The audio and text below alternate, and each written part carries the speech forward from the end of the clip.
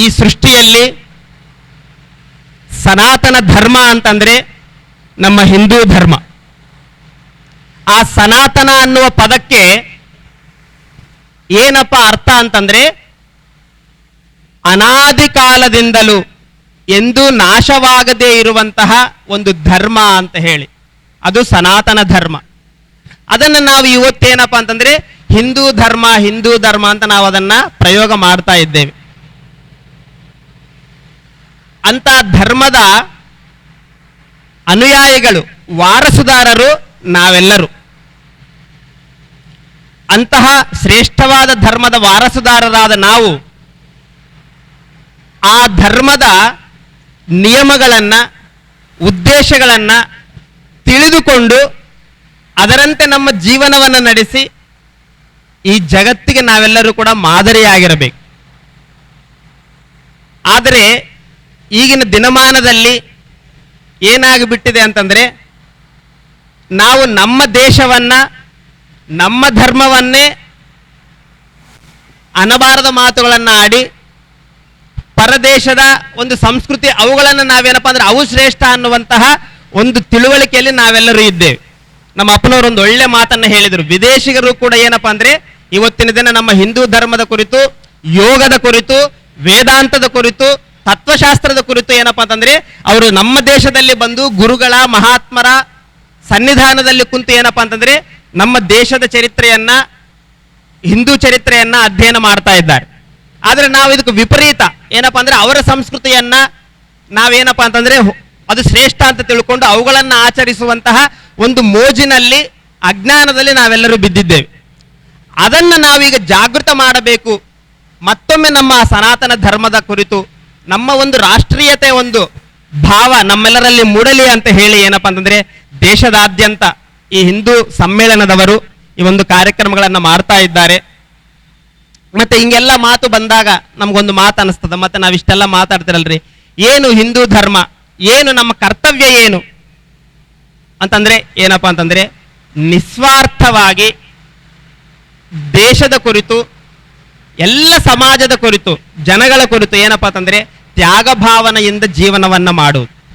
ಅದನ್ನೇ ನಮ್ಮ ಋಷಿಮುನಿಗಳು, ಎಲ್ಲ ಮಹಾತ್ಮರು, ಸ್ವಾತಂತ್ರ್ಯ ಯೋಧರು ಎಲ್ಲರೂ ಕೂಡ ಅದನ್ನೇ ಮಾಡಿ ತೋರಿಸಿದ್ದಾರೆ. ಅದಕ್ಕೆ ದೇಶ ಅಂದ್ರೆ ಏನು, ದೇಶದ ಒಂದು ನಿಜವಾದ ಒಂದು ರೂಪುರೇಷ ಏನು ಅನ್ನುವುದನ್ನ ಚಾಣಕ್ಯರು ಮತ್ತು ಅನೇಕ ದಾರ್ಶನಿಕರು ಒಂದು ಮಾತನ್ನ ಹೇಳ್ತಾರೆ. ಈಗ ನೋಡ್ರಿ, ನಮ್ಮ ಶರೀರ ಐತೆ, ನಮ್ಮ ಶರೀರ ಅಂದ ಕೂಡಲೇ ಏನಪ್ಪ ನಿನ್ನ ದೇಹ ಅಂದ್ರೆ ಏನು? ಹೇಗೆ ಕೈ, ಕಾಲು, ಮುಖ ಎಲ್ಲ ಇಂದ್ರಿಯಗಳು, ಅವಯವಗಳು ಸೇರಿದಾಗ ಹೇಗೆ ಒಂದು ಶರೀರ ನಮ್ಮ ದೇಹ ಅಂತ ಆಗ್ತದಲ್ಲ, ಅಂಗ ಒಂದು ದೇಶ ಅಂತಂದ್ರೆ ಅದಕ್ಕೊಂದಿಷ್ಟು ಅಂಗಗಳಿದ್ದಾವಪ್ಪ. ಅವೆಲ್ಲವೂ ಸೇರಿದರೆ ದೇಶ ಅಂತ ಹೇಳಿಸ್ಕೊಳ್ತದ, ಅದೆಲ್ಲ ಸೇರಿದರೆ ಧರ್ಮ ಅಂತ ಅನಿಸಿಕೊಳ್ತದ.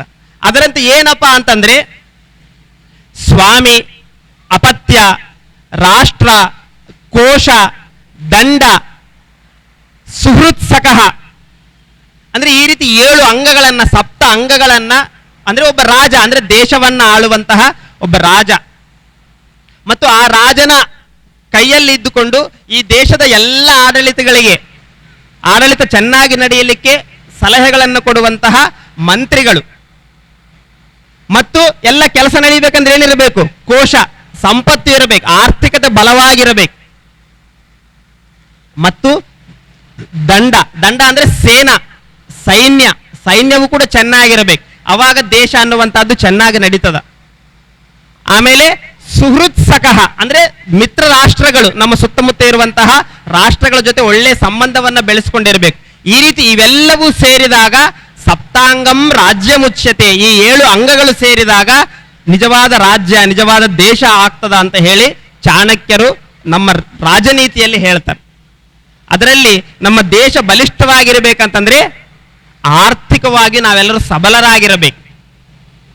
ಆರ್ಥಿಕತೆ ಬಹಳ ಮುಖ್ಯ. ಹೌದಲ್ಲ? ದುಡ್ಡಿಲ್ಲ ಅಂದ್ರೆ ಏನು? ಧನಮೂಲಮಿದಂ ಜಗತ್. ಇವತ್ತು ನಮ್ದು ಏನೇ ಕೆಲಸ ಆಗ್ಬೇಕಂತಂದ್ರೆ ಸಂಪತ್ತು ಇರಬೇಕು, ದುಡ್ಡು ಇರಬೇಕು. ಅದರ ಸಲುವಾಗಿ ನಾವು ಏನು ಮಾಡ್ಬೇಕಪ್ಪ ಅಂತಂದ್ರೆ ಸ್ವದೇಶಿ, ಸ್ವಾವಲಂಬಿಗಳಾಗಿರಬೇಕು. ನಾವು ಹಿಂದಿನ ಕಾಲಕ್ಕೆ ನೋಡಿದರೆ ಎಲ್ಲರೂ ಕೂಡ ಏನಪ್ಪಾ ಅಂತಂದ್ರೆ ನಮಗೆ ಉದ್ಯೋಗಗಳನ್ನು ಕೊಡ್ರಿ, ನಮಗೆ ದುಡ್ಡು ಕೊಡ್ರಿ ಅಂತ ಹೇಳಿ ರಾಜರ ಹತ್ರ ಯಾವತ್ತೂ ಕೂಡ ಬೆನ್ನು ಬೀಳ್ತಿದ್ದಿಲ್ಲ.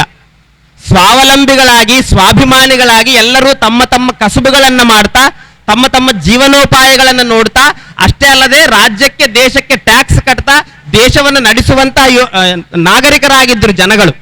ಆದ್ರೆ ಇವತ್ತಿನ ಪರಿಸ್ಥಿತಿ ನಮ್ಗೆಲ್ಲ ಗೊತ್ತದ.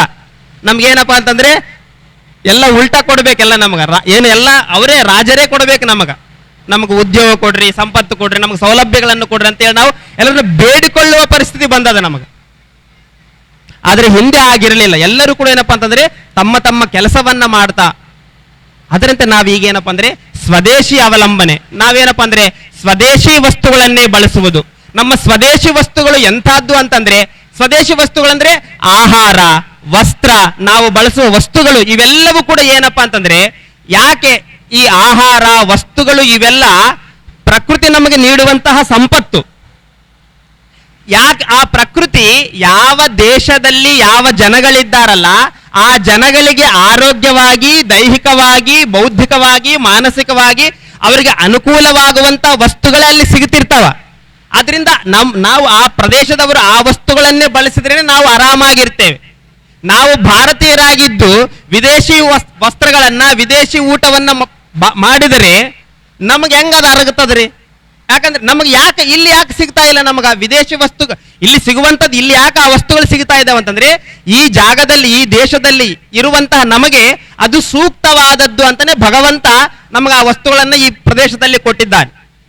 ಆದ್ದರಿಂದ ಅಂತ ಸ್ವದೇಶಿ ವಸ್ತುಗಳನ್ನ ಬಳಸಿದಾಗ ಅದರಿಂದ ಬರುವಂತಹ ಸಂಪತ್ತು, ದುಡ್ಡು ಏನಪ್ಪಾ ಅಂದ್ರೆ ನಮ್ಮ ದೇಶದ ಎಲ್ಲ ಅಭಿವೃದ್ಧಿಗೂ ಕೂಡ ಏನಪ್ಪಾ ಅಂದ್ರೆ ಅದು ಉಪಯುಕ್ತ ಆಗ್ತದ. ಅದರಿಂದ ಏನಾಗ್ತದೆ ಅಂತಂದ್ರೆ ನಮ್ಮ ಗ್ರಾಮೀಣ ಭಾಗಗಳಲ್ಲಿ ಇರುವಂತಹ ಸಣ್ಣ ಸಣ್ಣ ವ್ಯಾಪಾರಿಗಳಿಗೆ, ಕುಶಲಕರ್ಮಿಗಳಿಗೆ ಅದು ಏನಾಗ್ತದೆ ಅಂದ್ರೆ ಉಪಯುಕ್ತನೂ ಆಗ್ತದೆ, ಅವರ ಜೀವನೋಪಾಯನೂ ಆಗ್ತದೆ.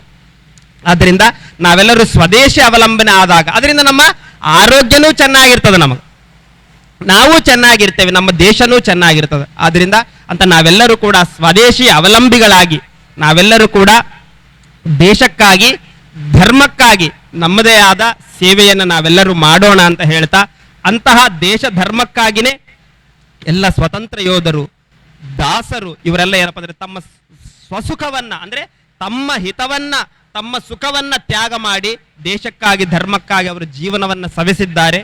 ಅಂತ ಮಹಾತ್ಮರ ಆದರ್ಶ ಜೀವನದಲ್ಲಿ ನಾವೆಲ್ಲರೂ ಕೂಡ ಪ್ರೇರಣೆಯನ್ನು ಹೊಂದು ನಾವು ಅಂತ ಶ್ರೇಷ್ಠವಾದ ಜೀವನವನ್ನು ನಡೆಸೋಣ ಅಂತ ಹೇಳ್ತಾ, ತಮ್ಮೆಲ್ಲ ಈ ಒಂದು ಕಾರ್ಯಕ್ರಮದಲ್ಲಿ ಭಾಗಿಯಾಗಿರ್ತಕ್ಕಂತಹ ತಮ್ಮೆಲ್ಲರಿಗೂ ಮತ್ತೊಮ್ಮೆ ವಂದನೆಗಳನ್ನು ತಿಳಿಸ್ತಾ, ಜೈ ಹಿಂದ್.